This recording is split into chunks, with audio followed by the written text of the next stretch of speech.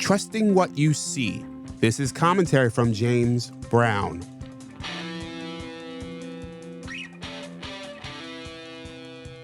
When we talk about trust in media today, we're witnessing something profound, even if it's not a total shock.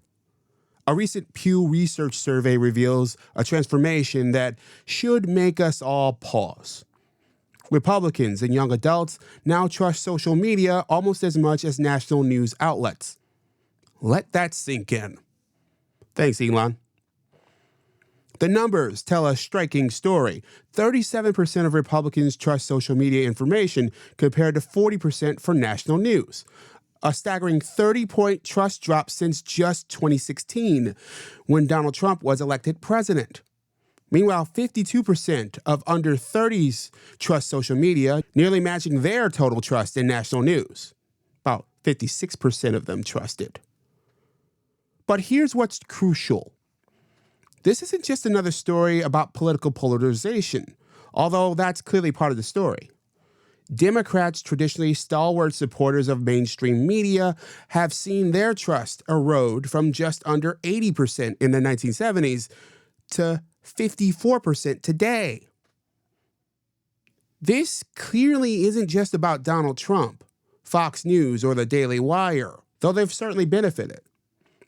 But they're players in a much longer game, one driven by technological evolution and changing relationships with information itself. Throughout history, our media landscape has evolved, from books to telegraphs, radio to television, cable news to social media, to podcasts like this one. Each transition fundamentally altered how we consume and trust information. What we're seeing now isn't the disease. It's a symptom of an ongoing evolution. The mainstream media's increasingly transparent bias has created a disconnect. On top of that, their wants, their decisions, their feelings, they're more obvious about it all now. And that could be okay. Honestly, I think it fits the coming landscape, if they were honest about it. But they're not. And trust, once broken, is hard to repair. Some say it's necessary. It's what Keith Olbermann and Wesley Lowery called moral force, reporting for the greater good as they see it. Right or wrong, there are consequences for every action. Those who agree with your assessment expect more of it and nothing but it, and those who disagree with it don't trust you anymore. It's a trap. These days, I often think of one of my favorite misquotes. There are decades when nothing happens, and there are weeks when decades happened. Reporters made this choice in an era with easy and widely spread democratization of media platforms. It's one of the reasons why people naturally gravitated to outlets that reflected their perspective, their values, their point of view, and the issues that they want to see challenged. It's not the first time, and it won't be the last. These smaller venues often cover issues that major media overlooks, speaking to audiences in ways that resonate with their lived experiences. Is this good for society? Well, it's complicated. There are trade-offs, just as there were with the old paradigm. But personally, I lean towards seeing this as a positive development. I prefer distributed power over top-down control, no matter the consequences.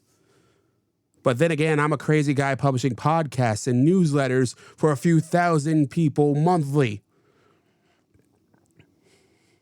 What matters here isn't just about what stories get covered, but how different perspectives shape our understanding of them.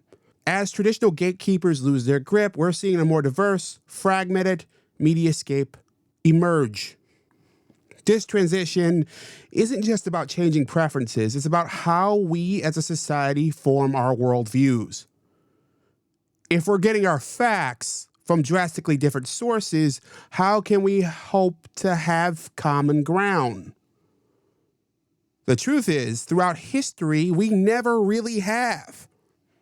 Until recently. Yet maybe that's not the right question at all. Perhaps we should ask, how can this diversity of voices and choices by the consumer in news outlets lead to richer, more nuanced understandings of our world? Or maybe that's just wishful thinking.